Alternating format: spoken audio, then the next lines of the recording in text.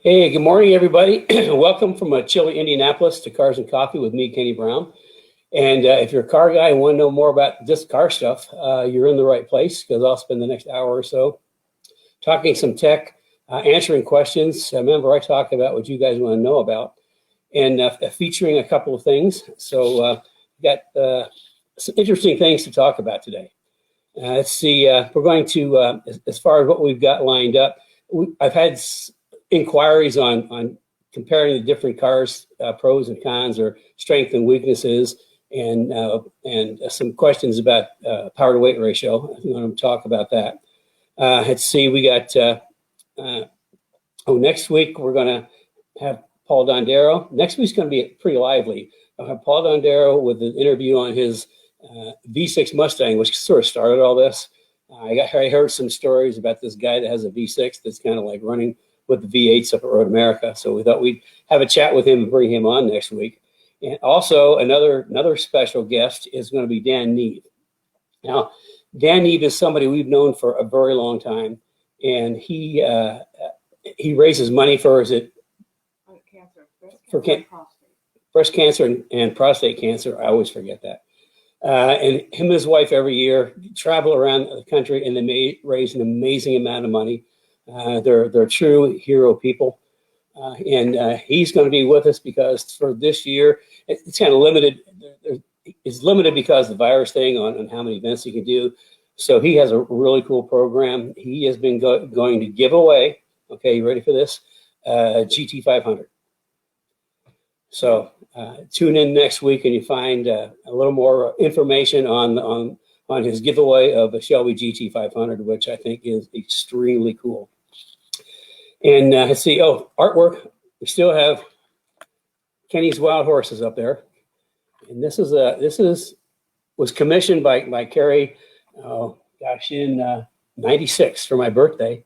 And it was painted by Ron Burton, who those that are Indianapolis based know who Ron Burton is, especially if they went to Union Jack's pub, which when we got here in the 90s, that was like the place to go.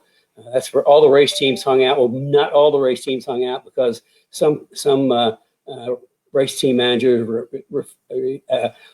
did not allow their guys to go to Union Jack's simply because it's, you get a couple of drinks, you're kind of like your jog is lubricated, and they call it a wind tunnel because there's like too many secrets are getting shared. So some team managers wouldn't let their guys go there, but they still went there anyway. But anyway, Ron had a lot of his artwork down there. Plus, he had an amazing helmet collection. He's an incredible artist, and this is the whole theme of this is my wild horses. These are Mustangs that I had featured in magazines back in like '96. This is 1, 2, 3, 4, 5, 6. I think we're going to try, and we try to find articles on all those and feature those in the Wayback Machine. So that's our artwork, and it's only going to be here for a limited engagement because it is going to find a permanent home in my office behind my desk. So, okay, that's artwork. I'm going down my list. I'm going to get this without you reminding me. If you're just joining us, I'm Kenny Brown, and this is Cars and Coffee. If you like what we do, we talk about things, we share tech, share it with your friends. There's a little button on Facebook that you can share it right now. You click the button and invite all your friends, which is very cool. We get a lot of people that do that. And we're also on YouTube. And I'm doing something wrong. Oh, no, I'm not doing something wrong. So she starts walking around. Oh, God, what have I done wrong now? You can see I'm like conditioned. So anyway, like moving right along on to page 2. I think we're going to kind of do the questions kind of lead into the tech side of this. So I think I'm going to do some of the questions, and I'm not going to do them in the order I have down here. But let's start with Herstifer, who's one of our Speed Therapy Academy graduates, alumni from Bulgaria. He always comes up with great questions. In fact, he's got 3 questions. The first one is, what's my understanding of ride frequency and the neutral car ride concept in track Mustangs. Okay, the ride frequency is something that's, it's a formula. And for track days, I mean, it's just something that it's a level of complication that I don't pay attention to, quite honestly. You know, I've been doing this for so long. I know the spring rates I want to run. You know, don't need to do calculations on the frequency.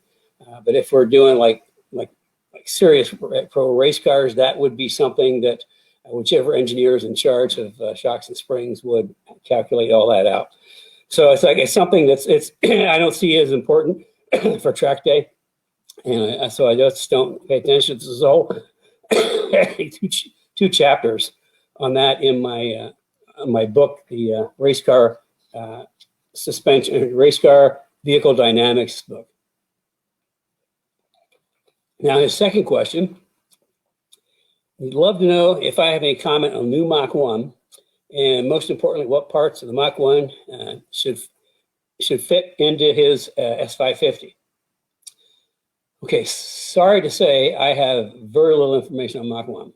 I have been so wrapped up in bringing K-Link to production that, you know, I haven't had time for anything else. Oops, she slipped and said the name of the new product. Oh, God, I did. Forget I said the name. Sorry. I've been so wrapped up in getting this new product into production that it's just taking up all my time. However, we are going to have a really good friend of mine for a long time, Evan Smith. I don't know if you people are aware of Evan Smith, but he's an editor that's been on pretty much every Mustang magazine there is. And a very long time ago, I taught him how to drive on track. And, you know, he's remembered that ever since, because when he goes to all these, the media events where they do driving, he kind of smokes everybody else. But anyway, he should be the guy, because I know he's done stuff on the Mach E and the Bronco, and he may have some information on the Mach 1, and he's going to be a special guest, and you're going to be able to ask him questions. So I'll be sure to let him know that you want to know about the Mach 1 when he's on. Yeah, and Evan's going to be here in 2 weeks, and he is going to share. He's had a sneak peek and from an editor standpoint, and driven both the new Bronco and the Mach E, so he'll have information for us to share on that, and hopefully with the Mach 1. Hi, Joe. Is that Joe? Yeah. That Joe out there? My thing isn't coming up, so I can't see everybody. So, okay. She walks up, and I panic. I'm doing something wrong. But we got Steve out there, Mark, Tim, Larry, Annabis. That's all I can see right now. I'm sure there's more. Hi, everybody. That's a 2 hands high. Jazz hands. Okay. So we'll have Evan on here, and he can share. He'll probably just be the only guest we have. The only thing we do that week is just have Evan Smith on. So that should be pretty interesting. Yeah, be sure to let your friends know, and be sure to mark it on your calendar. Hirsch also would like to know the benefits of fitting. Is there a benefit in fitting the TR3160 transmission instead of a Magnum XL in a 550 for track? Okay, the TR3160 is.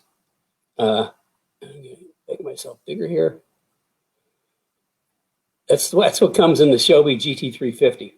So I thought, well, you know, that's a good question. So let's kind of take a look at the 2 transmissions. Well, you know, one is OE production. That's you know, the GT350, and if there's an advantage on torque, it would have to go to the Magnum XL. It's rated like 700 pound-feet of torque. The 3160 is like 429, which is pretty much what the GT350 is. But for most, you know, Mustangs, that'd be adequate. But you know, kind of like the big difference is in the gears and the gear ratios. 3160 has a 325 first, 259 second, 180 third, 134 fourth, 1.0 fifth, and a 0.63 sixth. Where the Magnum has 197, 187, 130, 100, or 1.8 and 0.6 for sixth gear, which is kind of interesting. And you know, I was doing this chart, and I thought, oh, wait a second. If we just knock off first gear in the 3160 and you know, move the gears down for the Magnum, and all of a sudden there's some pretty good correlation. You know, second gear would be the same as first gear in the Magnum. Not quite Magnum, be a little deeper gear, but then you get the third gear, and they're pretty darn close. Second gear in the Magnum is third gear in the 3160, and then fourth gear, 130. Fourth gear is really close to the third gear in the Magnum, and fifth gear 1.0 is the exact same as fourth gear in the Magnum, and then 0.6 for sixth, where 0.8 is the first overdrive in the Magnum. Here's the thing: I highlighted these numbers simply because in my cars, with the Coyote and the Magnum XL, I drive on track almost exclusively in third and fourth gear, and sometimes tip into fifth on really long straightaways.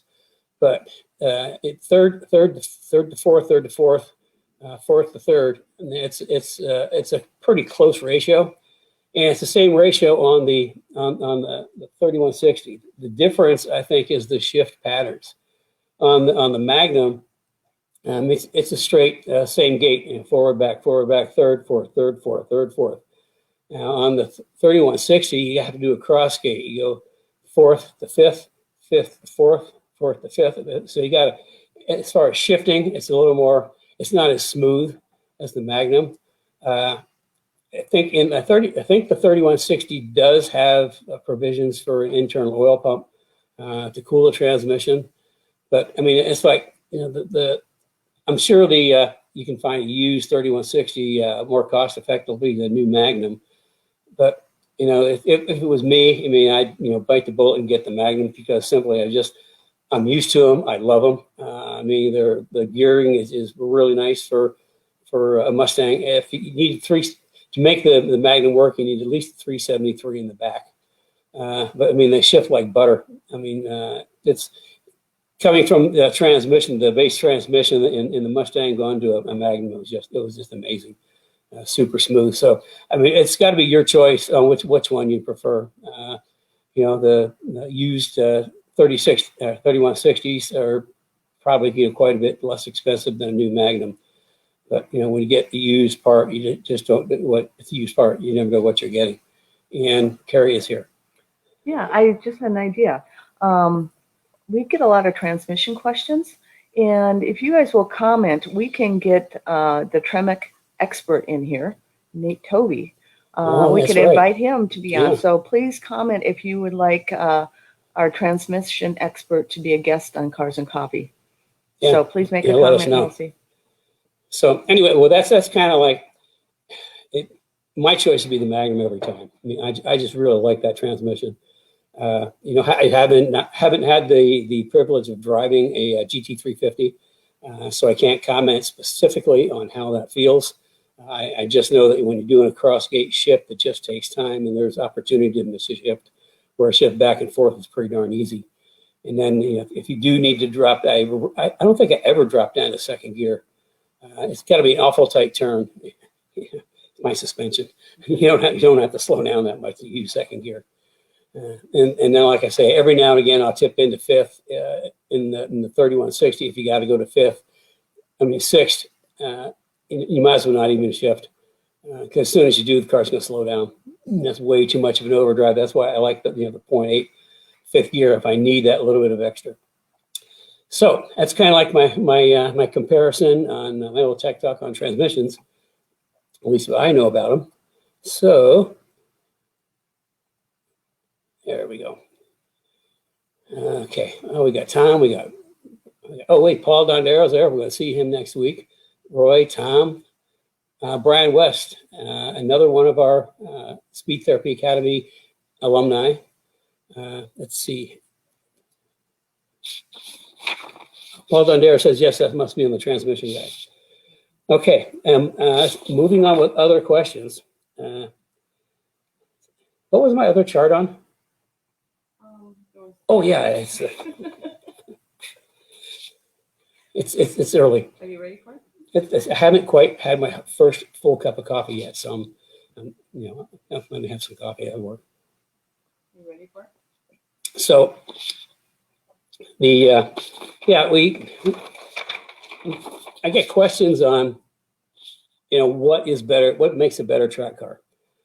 But it's like I put together a little chart on power to weight ratio. If you don't know what power to weight ratio is, real simple. You take the weight of the car divided by the horsepower, and that's your power to weight ratio. That's how much horsepower it takes to move a pound of a car. And why don't you pull that up? We'll talk about that. But here's the thing: is a lot of people want to talk about power to weight ratio like it's a big deal, but it's the wrong one. Oh, there it is. But in reality, I mean, that's only part of the story. Whoa, she does that too, man. It's seasick. Trying to get it bigger. Oh, okay. Well, it worked. So what I did is I just, I didn't do every car. I just did some of the more common ones. And for the S197, I did the 2008 GT, the V6, 2012, and the GT500. And across here is the weight, the horsepower, and the power to weight ratio. I mean, on the V8, the 4.63 valve these are just general numbers. These aren't really exact, but we're looking at 10.5, which is pretty much a regular street car.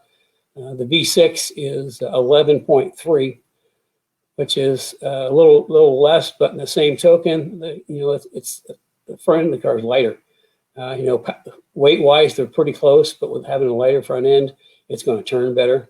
Now the GT, you drop down to 8.6, which is a pretty good drop, and then the GT500 gets down to 6.9, which means the lower the number, theoretically, the faster the car. But here's the thing, though, is that on track, my Ruby, my 2012 GT4 RS with my full suspension and our big brake package. I drive past GT500s all the time on the straightaway. And the reason for that is, we've talked about this before. It's all about corner exit speed. And with the way I've engineered my suspension, it's for quicker rotation, getting back to the gas sooner, and better corner exit speed.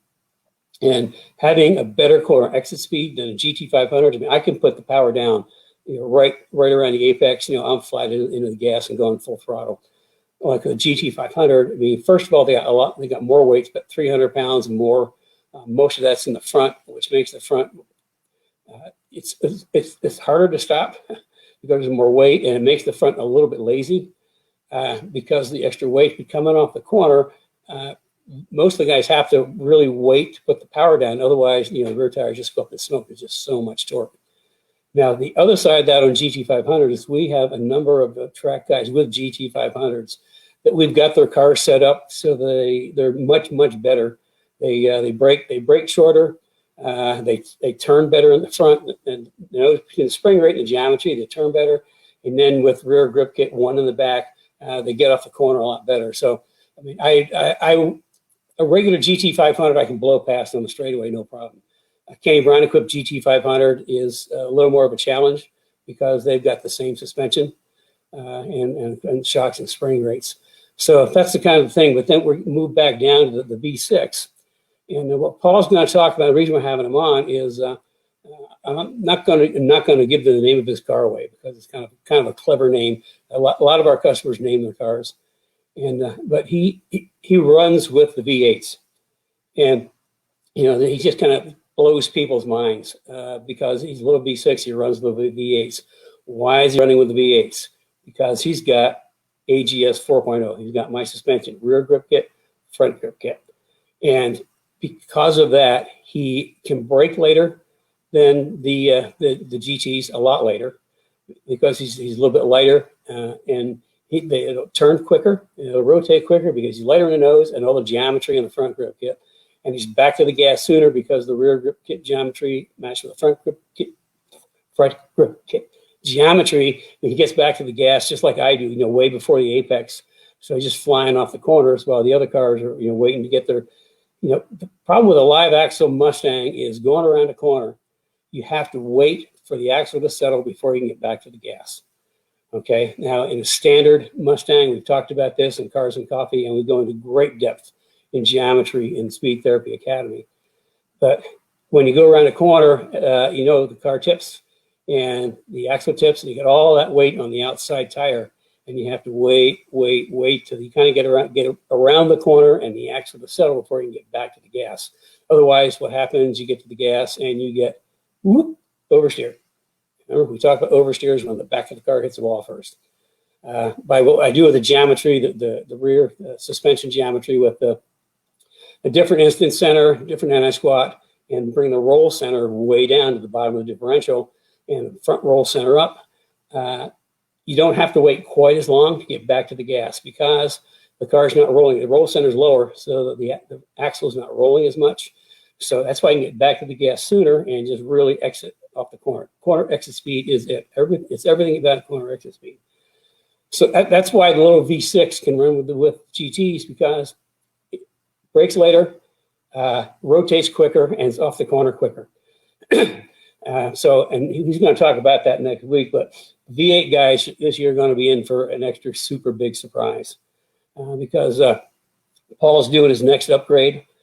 He's getting the JRZ single adjustables. I think we featured them last week, and he's getting the new rear suspension that you don't know the name of. You've never heard the name before, but I got news on the rear suspension. The introduction is going to be February 25th, Thursday evening at 7 p.m. And this is a closed private session. And you have to register for it, and you can only register through the Speed Therapy Society. Now, I introduced this a number of weeks back to the Speed Therapy Academy people.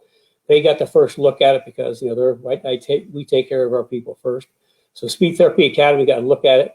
Now the next group to look at it is going to be Speed Therapy Society, and it's been kind of a gap because I showed the Academy guys with the prototypes and taking the prototype to production because we made some changes for durability, and it just you change one thing and then you have to change something else and change something else. So anyway, I wanted to show you guys the real production piece. So I will have a real production piece to show you. And it's pretty amazing. I mean, there's years and years went into this thing. And to the point where we've applied for patents, so it's now patent pending. Because I don't want somebody, all the work we put into this, I don't want somebody to just turn around and try to make it, because they'd be hard pressed to make this thing. It's what it does is totally amazing. And we'll talk about that in the reveal. But if you want to see that, you have to register through Speed Therapy Society. And there's a couple of questions so that we make sure you're a real Mustang person, a real society person. So that'll be posted up today. Right now. Right now. Yeah. Actually, you can click to Speed Therapy Society. Okay, here she comes. So in order to register, you can click on the Speed Therapy Society link that's been posted in the comments, or you can just go there through Facebook. It's Kenny Brown's Speed Therapy Society, and once you get in there, at the very top of the page is a link to click to register. So there you go. Yep, lots of cool information. So yeah, it's pretty amazing. It makes the rear of a Mustang do things that up until this I didn't think were possible. But it's something that it's been in my head since actually 1994, and we finally got it out. It's been 2 years in on-track testing with amazing results, and it's ready to go. So the first introduction was to the Speed Therapy Academy. Now Speed Therapy Society, and we won't introduce it to the media and general public until later in the spring. We want our people to have first shot at this thing because it's so cool. So sign up February 25th. Be there. Okay, let's get back to Let's get back to our chart, our power to weight ratio chart. There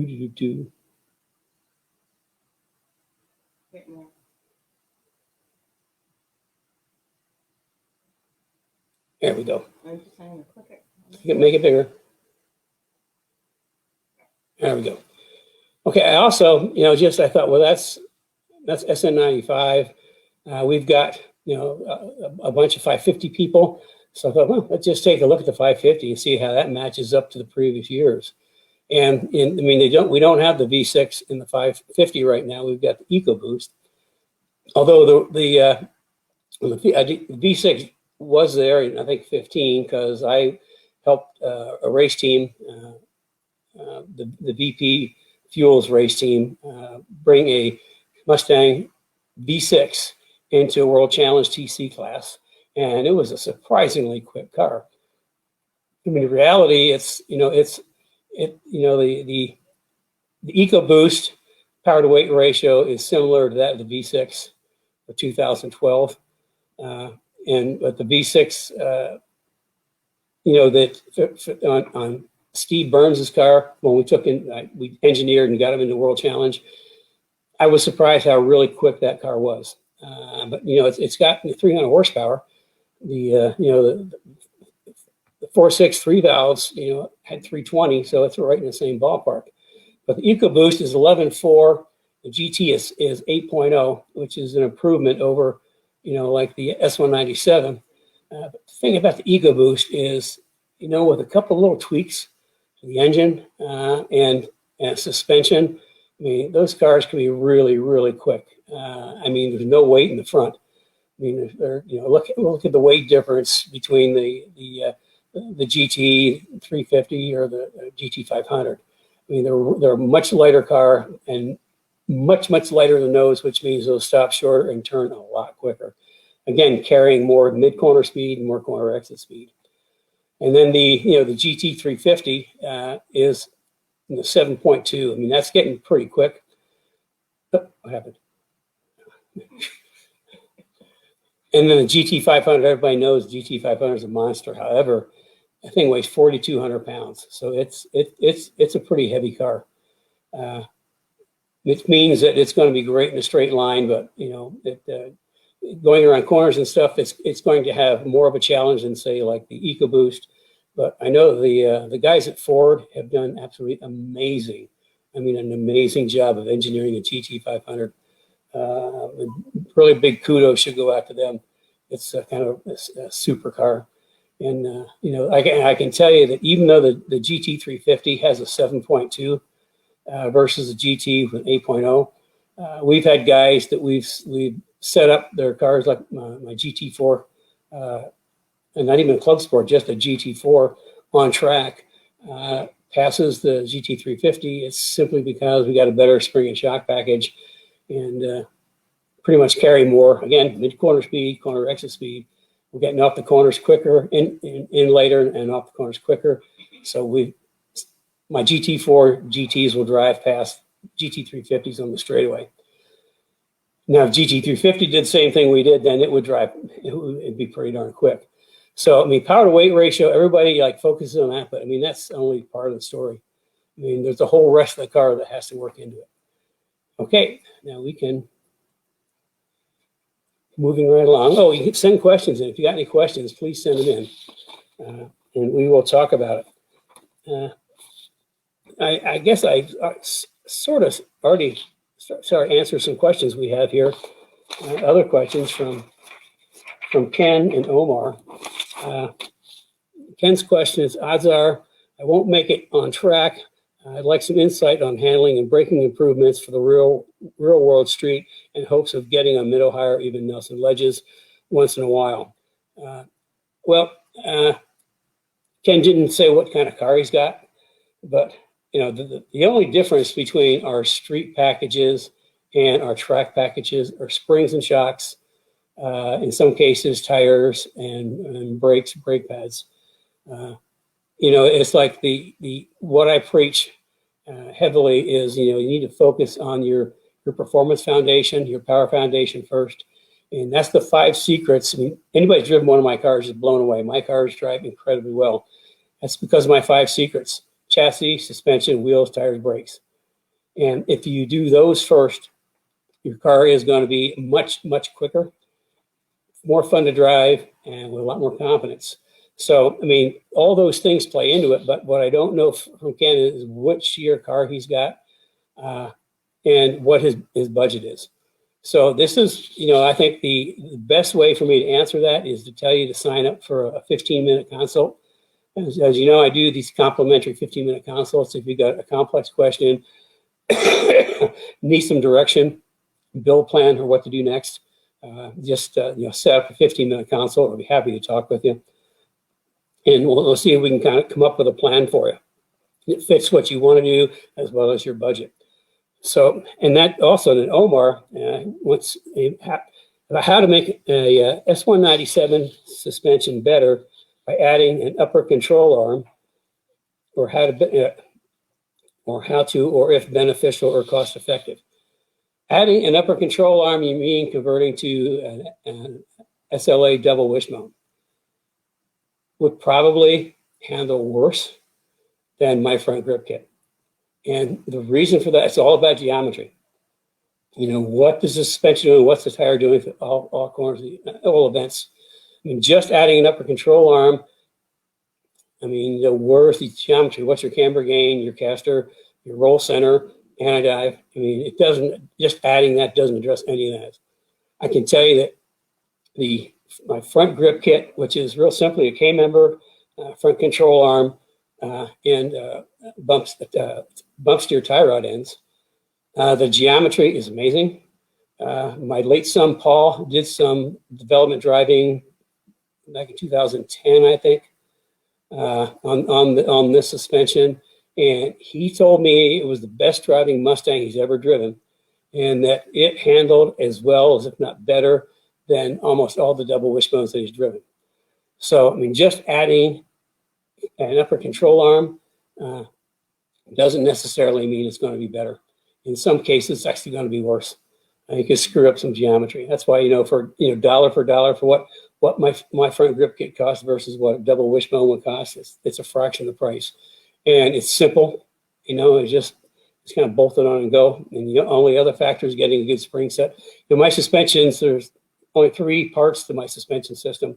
AGS 4.0, that's Advanced Geometry Suspension System, 4th generation. First generation was the 87 Celine cars that we won 4 national championships and 4 national championships in SCCA Pro Racing way back when. But it's 3 elements: rear grip kit, front grip kit, springs and shocks. And the reason I say rear grip kit, because all the pieces of my rear grip kit, every single piece, is engineered to improve suspension geometry and engineered to work with every other piece. And the same thing with the front. The K-member, the control arms are engineered as a unit to improve front suspension geometry. I mean, the other part is it with, we put camber caster plates on and we maximize the caster. That's all part of geometry improvement. So, I mean, if you want to know more about that, again, sign up for a 15-minute consult. I'll be happy to talk to you about it. And like I say, the only difference between track and street is pretty much springs and shocks, and of course brake pads. So I mean, making a car handle is geometry first. You got to put as much tire on the ground as possible. In the front, you got to have tire all the way around the corner. In the back, you got to get the power down, and that's what the rear grip kit 1 does. However, coming up is rear grip kit 2, which is my new rear suspension, which we'll introduce February 25th. You can sign up for that too. In fact, we got 3 cars right now that are going to get the first batch, and then we got another batch coming after that. So it's going to be pretty cool. And this is kind of an interesting question. This is from Eric, and he said, I'm just about finished building a 65 Mustang with custom suspension and coilovers. I don't know if you give advice on older cars with custom suspensions. My question is, what's the best way to determine starting point for front and rear anti-roll bar diameters? And see, I'm thinking I need to get corner weights first. I haven't done that yet. Still putting the car together. The car has a Heights Pro G front suspension and a TCP canted 4-link rear suspension with a narrowed 9-inch. He said, my guess is it's going to be a trial and error. Or R&D car, as you would say. Well, here's the thing. Not knowing what your spring rates are, I know the geometry on the Heights is sort of adequate. It's not really, it's more of a cruising geometry, not a performance geometry. There are formulas to figure that out. Have I ever used them? It's very long time ago. So I don't remember them. I'm sure they're in my suspension dynamics book. But I mean, the thing to do is, what is your spring rate? I think what you need to do is you need to contact who you got front suspension and rear suspension from and get their recommendations. Because, you need to start someplace, and just making a stab in the dark is, kind of like super R&D. I think we would contact those people, talk to them about, what they recommend for front sway bar from the one company and rear sway bar from the other company. I know because it's got a canted rear end, I know that your roll center is going to be up probably above the axle, which is not necessarily a good thing. But nevertheless, you'll need a roll bar in the back to kind of control the roll and with a high roll center. So I would talk to those people, and from there, then it becomes an R&D in what is the car doing? What do you want the car to do? Is it a street car? Is it a track car? Does it push? Is it loose? And what shocks are you running? There's a whole bunch of questions there. I would say start with recommendations from the companies you bought stuff from, and then if you need to figure something out, then get a hold of me, and I'll see if I can help you figure out what to do. So I guess I do give advice on earlier cars, although it can't be exact because I don't have hands-on experience with what you're doing. I can just talk theoretically. So theoretically, that's my recommendation. So have we got any questions today? I think I got through everything. I got Eric, I got Christopher, I got Omar, I got Ken. We talked about next week, Dan Neve and his giveaway of a Shelby GT500. Really cool. Get all your friends to come next week and so know how to sign up for this GT500. I'm sure it's a car that just everybody would love to have. Yeah, it's a great raffle and going to a great cause. And if we have a special link where they can get 25%, don't tell anybody, 25% more raffle tickets. Oh, right, I forgot using the that. Kenny Brown link. Okay, yeah, we have our own special link. So if you buy like $10 worth of raffle tickets or $100 worth of raffle tickets, you get an extra 25%. So you get $12.50 worth of raffle tickets at $10, but you have to use the Kenny Brown code. So that's very cool. I mean, we've been supporting Dan for a very long time. They're great people and amazing cause. I really admire what they do. It's amazing what the impact of one person can do. Yeah. So let's see. Actually, two people, Dan and his wife. Yeah. Can't forget the wife. Oh, Linda? Oh, yeah. She's a wonderful person. Okay, there's a few questions here. So if you have any other questions, let us know. Or let Kenny know. And the first one that I'm running across is Tim Tomasak is here today. Oh, hey, Tim. And he says, I have a question concerning with adaptation, wiring mods, speedo, etc. I don't understand the extent of those changes. I'm assuming you're talking about... Say that again. I'm assuming it's talking transmission. I have questions and concerns with adaptation, wiring mods, speedo, etc. I don't understand the extent of those changes. And he has I think a 12 Mustang. I can't... I'm not sure I really understand it. Is it like speedometer change, gear change, or tire diameter? Yeah, Tim, why don't you answer, add a little more information for Kenny, and he'll come back to your question. And then we also had one from Roy Wallace. I'm looking for his name. Roy Wallace. Where can you get a road race gear set for the T5? A road race Gear set for the T5? The T5. I'd have to check. Liberty Transmissions builds custom road race transmissions based off of the TKO 600 for me. They're amazing transmissions. We use those in, like, we're using one in David's car with the all aluminum Windsor 408, 650 horsepower. I'd have to check with them. I know the big thing is about the T5 T5. T5. I know that the big thing is what I used to do. They're really hard to find. Of course, I haven't done T5 in ages. Was put a 0.8 fifth gear in it, and I used to get those. I think maybe the SVO had a 0.8 fifth gear. Give me a call and let me know what you're looking for, and I'll check with my guys at Liberty and see what they've got, if they can do it. And But then the other thing is, if a real road race transmission, you get rid of the synchros and go to like a dog type thing. Again, let me know. I'll call my guy at Liberty and see what they've got. And Tim was talking about the Tremec conversion, and he has a 13 Boss 302. Tim, I should have remembered that. So he's talking about the speedo conversion. Yeah. I think that's what. Yeah. You should be able to do it with like an SCT tuner. This is the tire rear end conversion, tire conversion, transmission conversion. I don't know. Why don't you call him? Well, here's the thing: if you go to like the Tremec, you can actually get an electronic speedo that plugs right into the system.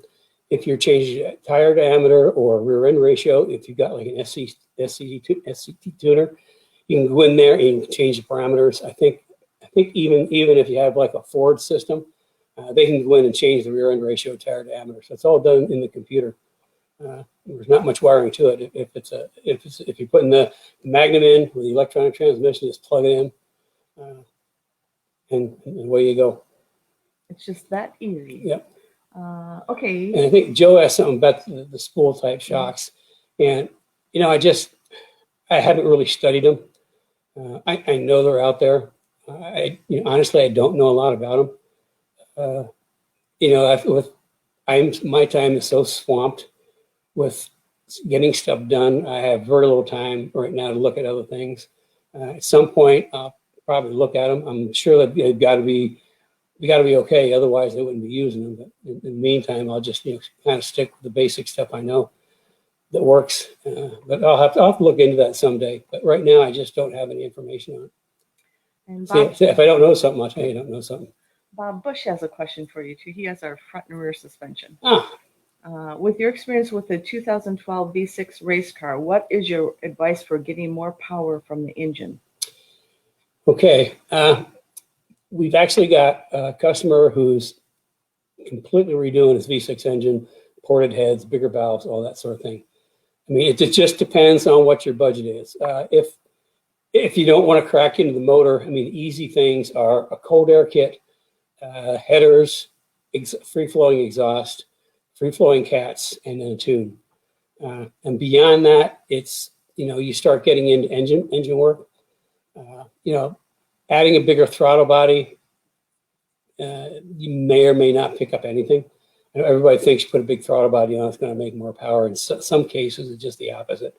If you get the throttle body too big for the rest of the dynamic flow in the intake manifold and intake runners, you could lose flow. I mean, speed, because it just opens up and just too much air doesn't tumble around. So I kind of, I don't know. I just haven't done much. All we did for the V6 race car was cold air kit, a tune, headers, exhaust. We didn't run cats on that, so straight through. But for the street, you want to run cats. So I mean, that's the easy thing. And we can get tuners. We can get you all the parts if you're looking for them. Okay, and one of our little handy staff team put the link up for Cruise for the Cause giveaway. Battle Cancer with your support. So if you click on that link in the comments, that will direct you right to a website where you can get your extra 25 points. So Okay, also we have Chuck Foley, who is not related to Steve Foley. He has a question on, or not question, he's really wanting to hear more information on the S550 suspension. So we can maybe provide that in the future. Yeah, I think we might too. We've got a number of people wanting about S550s, and I haven't done anything with the geometry on the 550s yet, because I think it's pretty darn good right out of the factory.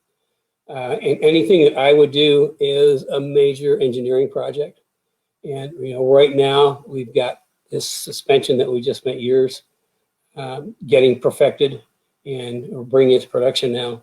And then after that, I've got for next year sometime, maybe later this year, I don't know yet. It's going to be a double wishbone for the S197, and that probably could cross over the 550 cars. But if I was going to do anything with 550, I'd go to the rear suspension first. But that was, like I say, I'd want to redesign it so it was a true performance/race rear suspension, double wishbone type thing. The suspension now is like OE, and it works pretty good. However, if you turn all the nanny devices off on a 550, like all of them, the back of the car can be a little unruly. So I do not recommend the 550 turn all the nannies off. Traction control for sure, turn traction control off. But as far as the earth and nannies, I'd leave them on there. They'll keep you out of trouble. I personally have seen guys who have turned all the nanny devices off and have backed into walls more than once. So if I was going to do something to the 550s in the future, it's going to be a rear suspension. But that's a 2-year engineering program, and I've got like a whole bunch of stuff ahead of it. So really cool stuff coming up. Really cool stuff. But in the same token, what we do with suspension, it works really, really well, and we can talk about that sometime. And Colby Ward, how are you registered for the reveal? Yay! So Colby. So obviously it's really easy to do. So if you're a Speed Therapy Society member, just hop on over to that page, click the registration button, and you're in. Well, I can actually see a question from Andrew here. Yeah. See, I discovered my stock 05 GT hood will experience a scary shake around 100 miles an hour plus. Assuming because of poor aero, and you have encountered this problem, is this a simple hood adjustment, or have to invest in extractors or different style hood?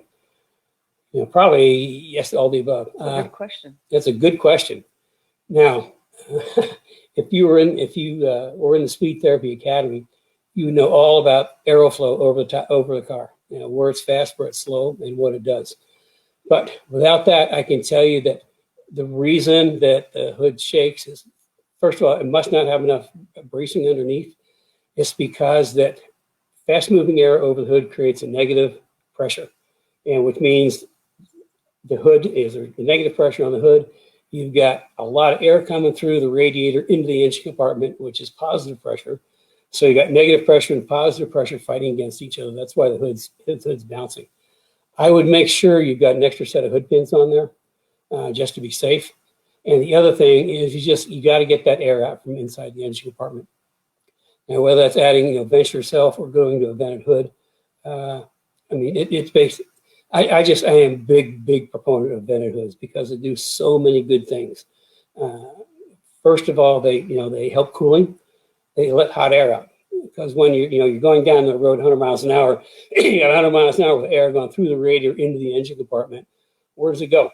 It just pressurizes the engine compartment, and it pressurizes underneath the engine compartment, because all it can do is flow out the bottom.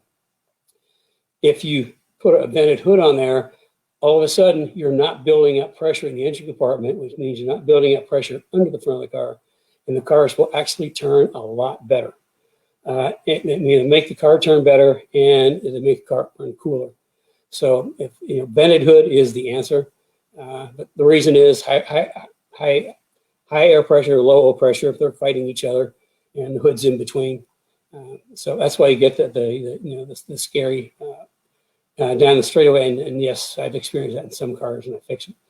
So if you want more information, again, sign up for a 15-minute. We can talk about different hood options or vents. I think we're going to have the who is it that took over G-Stream? G-Stream wings are back in production, so you know. They were out of production for a while. It's the wing that my late son Paul helped develop. It was so good that it was on all of the Ford Racing Boss 302S race cars, along with the Tiger hood, the vented hood he developed. And the reason that stuff was on the Boss cars is Ford was testing the Boss S. I think it was at Groton up in Michigan, and Paul showed up with one of his hoods, and you know, they were kind of like poo-pooing this hood. They put the hood on the development car, and just right away, it took like maybe 2 seconds off the lap time. So that's why that vented hood was on all the Boss S cars, as well as the G-Stream wing, which was actually developed by a NASA aerodynamicist. And it's so efficient, it starts making downforce at 40 miles an hour, which is pretty cool. Anyway, when Paul passed away, Dave had the whole wing thing by himself. He really kind of got burned out because Paul was marketing and sales and everything. So he just said, I'm kind of tired of this. I'm not going to do it anymore. Well, somebody has picked that up, and they're back in production. We get people all the kind of time calling us for wings. So they're back in production, and we're going to have Tom. Is it? I can't remember. Maybe, he's going to be on in a couple of weeks to talk about the wings. They also make some pretty nifty hood vents that you can adapt to your hood. So yeah, so he'll be on, and we're just waiting. He's sold out all the wings already. Yeah, put things back in production, sold out instantly. So we're just waiting for them to get out of production so he can actually show you one of the wings and talk about technically how it works. And if you want one, please call in and get a hold of Rich and get yourself on the list so we can get you on. I have one question from Larry Martin, and this is the last question. This is your last call if you want to ask any question for today. And Larry Martin's question is, if you open up the wheel wells, will that help? Oops, it just jumped. Will that help with under hood pressure? That's a good question. A really good question. I'm going to say yes and no. How's that for answer?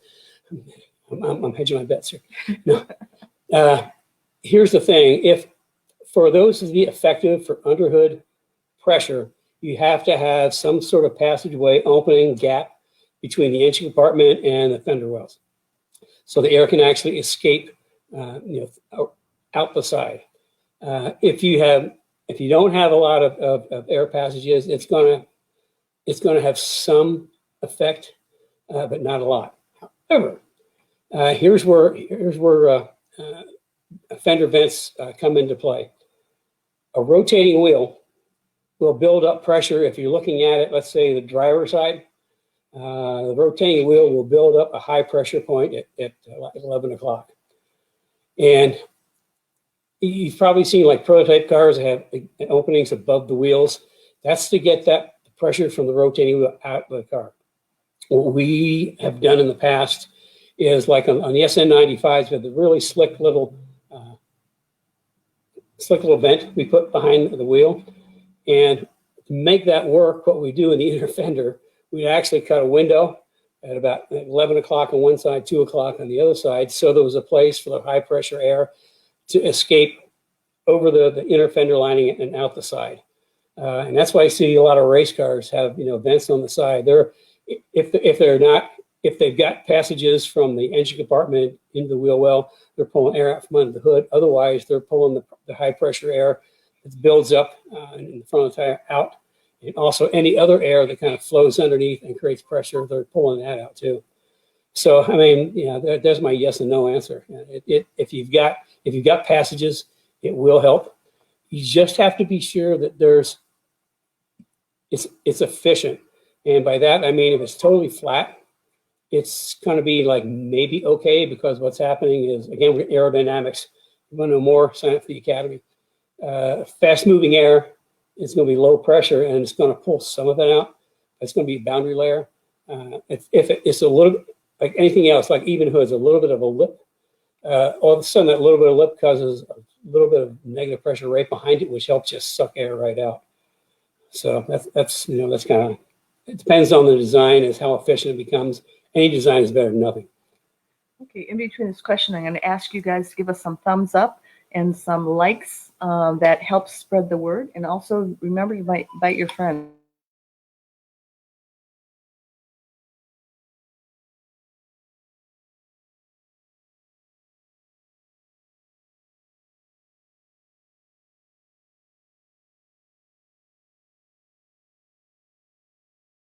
So you can start a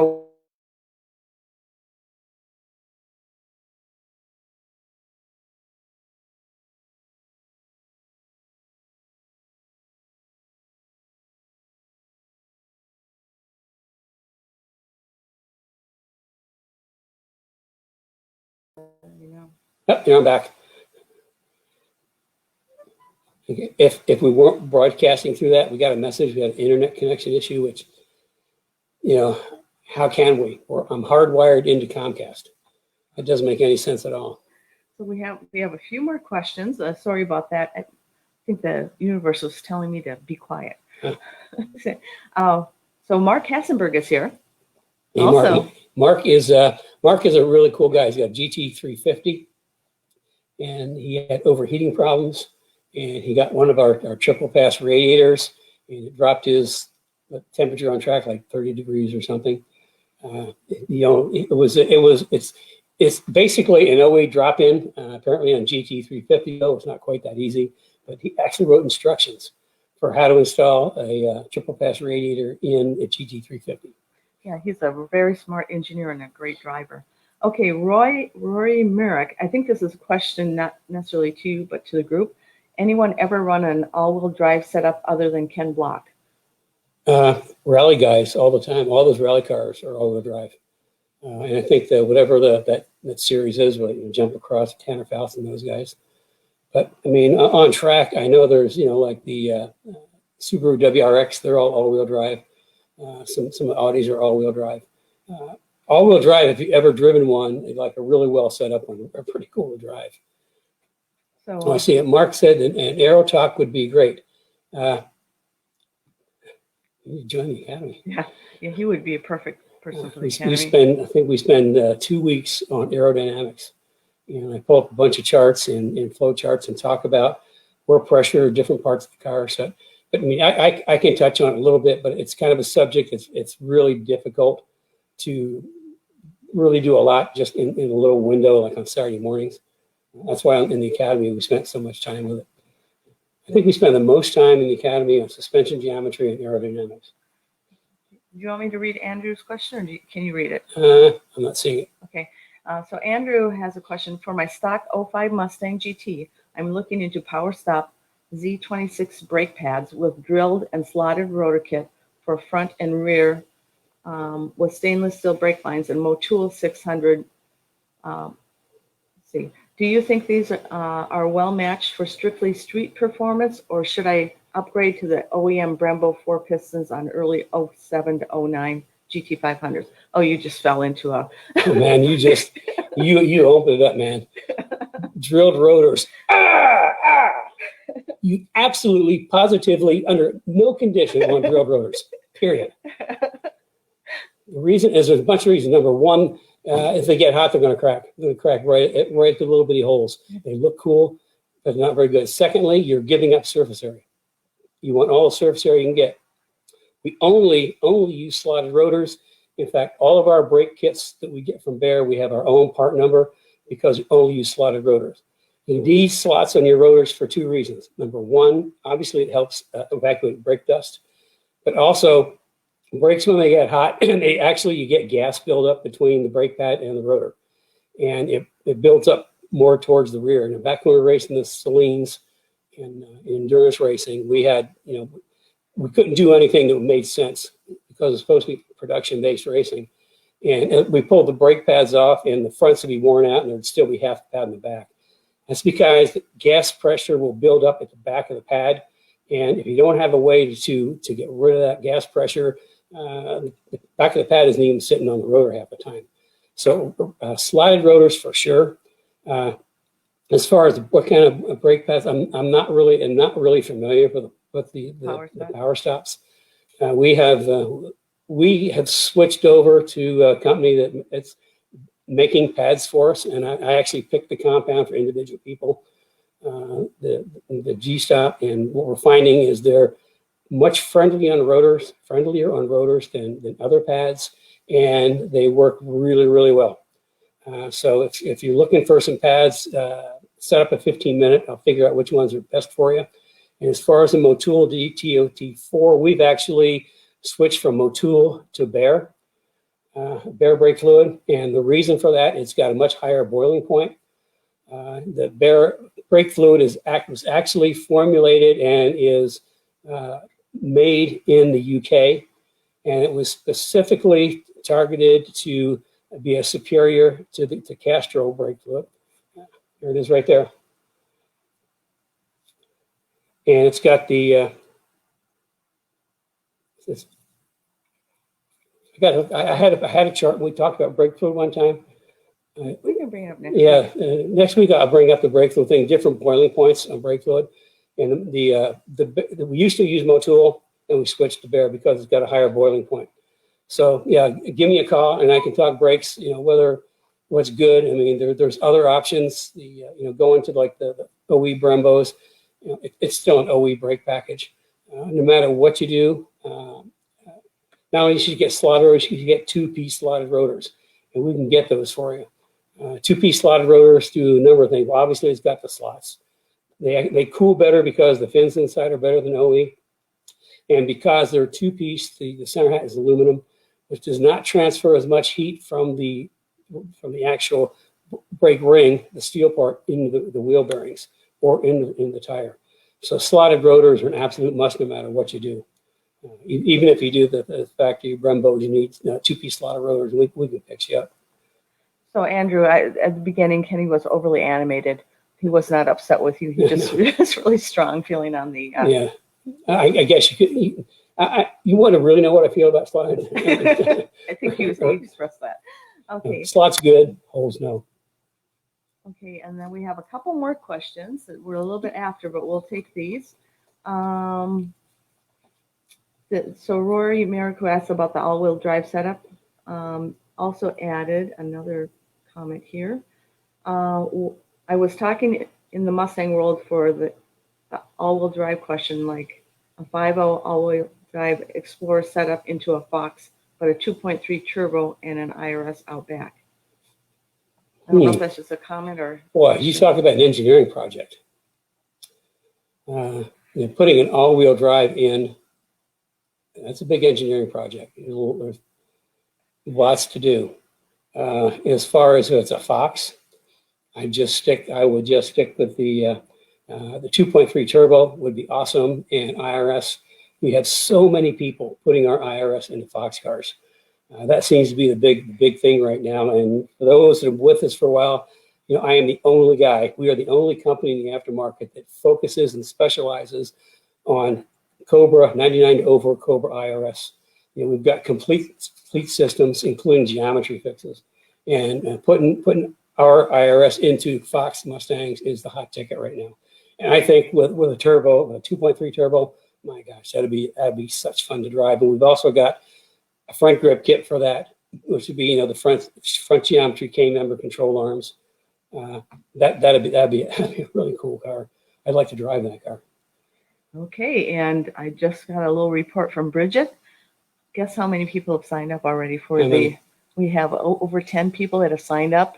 A few people have been joining the Speed Therapy Society. Once they're let in, they'll be able to sign up as well. Oh. So again, why don't you talk a little bit about the reveal, and we'll answer a couple of questions here. Let's see. Mark has something. He says, good idea to talk about how frequency of changing your brake fluid. Yes. On track, for track weekends, we bleed brakes in my car every day. At the end of the day, we'll bleed every day. And the reason is I want fresh brake fluid in that car at all times. And when you do, you don't really have to bleed the whole system. What you do need to do is get the crappy fluid out. And how do you know it's crappy? Well, if you have a bleeding, once you have a bleeding thing, if you have a bleeder thing with the clear plastic line, Yeah, clear plastic line. This is kind of cool. It has a magnet, just stick it right on the rotor. With clear plastic, you can see when you start to bleed them, the color will be kind of dingy, depending on how hot it gets or how long it was from the last time you bled them. And all you have to do is a couple of pumps just until the fluid runs clear. And that's all you have to do. I typically will bleed the front three or four times at the rear, depending on how hot it is. Of course, if I'm running race brakes in the back, that'll be every other time I'll do the rear brakes because they don't run quite as hot. But yeah, frequently, you always want to have fresh brake fluid. That's too important, especially when you're on track. So at the end of every day, put fresh brake fluid in for the weekend. Even if it was fresh, from the last weekend, we just still go through and just do, a couple of pumps. Be sure you have fresh fluid in the calipers. And then at the end of every day, bleed them again. Okay, and then we also, this relates back to Andrew's question about the drilled rotors. And Andrew, you have to realize Brian West has had a number of Kenny Brown cars and went through the Speed Therapy Academy. So he knows Kenny's philosophies very well. And his comment is, Kenny would rather run a rear bar than drilled rotors. Yeah. And that's almost an inside joke. But yeah, it is an inside joke because my rear grip kit 1, the geometry is so good, we throw the rear sway bar away. It becomes redundant because what I do with the geometry, the instant center, the anti-squat, and bringing the roll setter down at the bottom differential, that just changes everything. So we throw the rear sway bar away. It's not needed because I do with geometry what the sway bar is doing. And because the sway bar, if you think about it, a sway bar is a spring.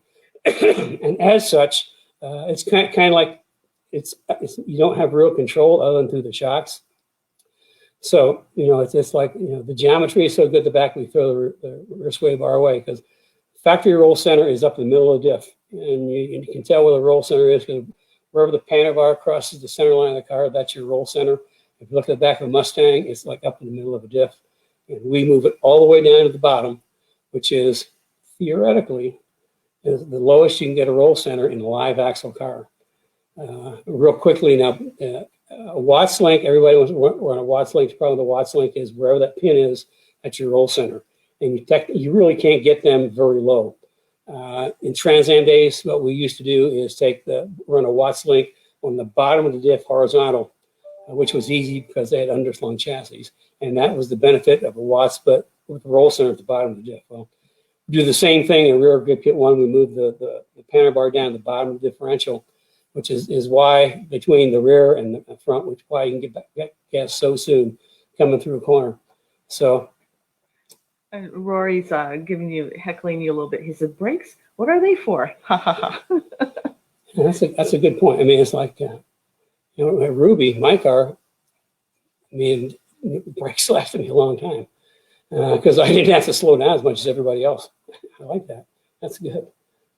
Okay, and then we also have Doug, who is viewing from YouTube, and he's saying that these are very informative podcasts. Thanks. And Doug, just in case this is your first time viewing the Cars and Coffee, we have 40. This is a 44th episode, yeah.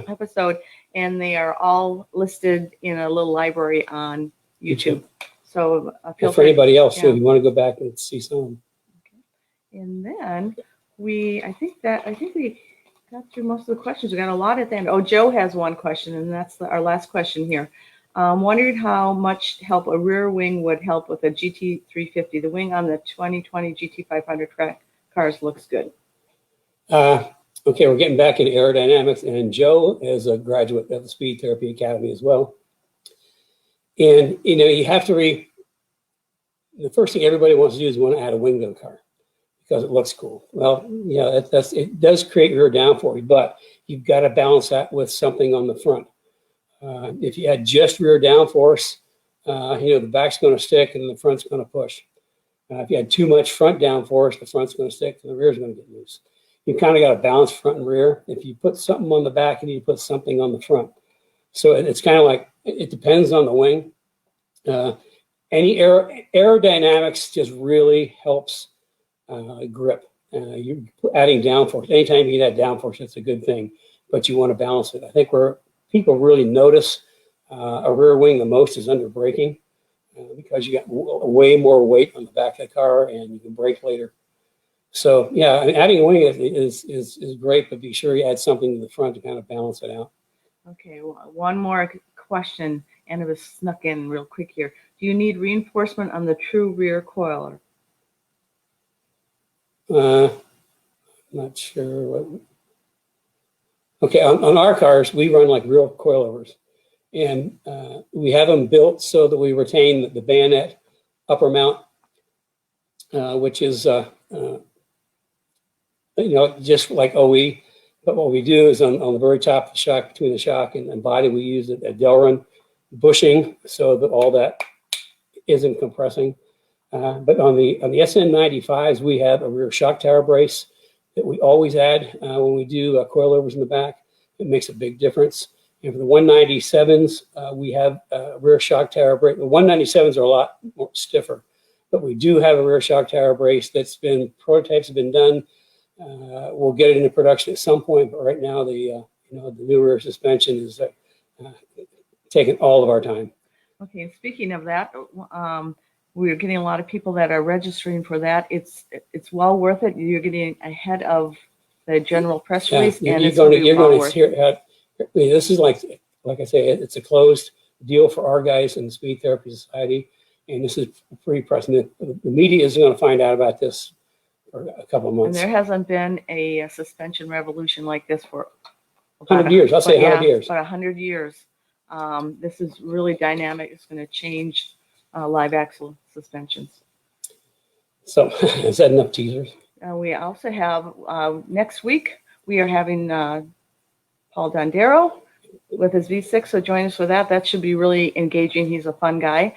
And then we also have Dan Nevey joining us. And if GT500 giveaway. Yep. And he'll tell us a little bit about Cruise for the Cause and how he got involved in it. And we also have Evan's coming up in 2 weeks. Yeah.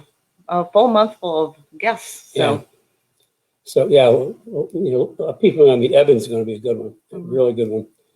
So be sure to get all your friends and do a watch party because he's a very entertaining guy. Okay. Aside from we met Evan when Muscle Mustang magazine was still in New York, which is like I think the magazine was bought like 5 times. I think it was in the New Jersey. 80s. Yeah, late 80s. Was it late 80s, early 90s? Yeah. I think early 90s. Was it early 90s? Okay. Mid 90s. Anyway. Okay, well, that's it for this week. Sign up for the reveal. If you got more questions, send them in through the Speed Therapy Society. That's where I get the questions, answer every week. If you've got something a little more technical, need some direction on, sign up for one of my complimentary 15-minute consults. And rarely are they 15 minutes, but sign up for them anyway. And there's a link to his calendar, so just click the link and you can get to his calendar. So there we have it. Well, thank you for joining us. I hope what I covered was informative, and let me know what you want to know about. Let me know what you want to know, and I'll talk about that. And you do through the Speed Therapy Society. So that's it for this week. I hope it was good, and we will see you all next week. And if you're in the north part of the country, kind of stay warm.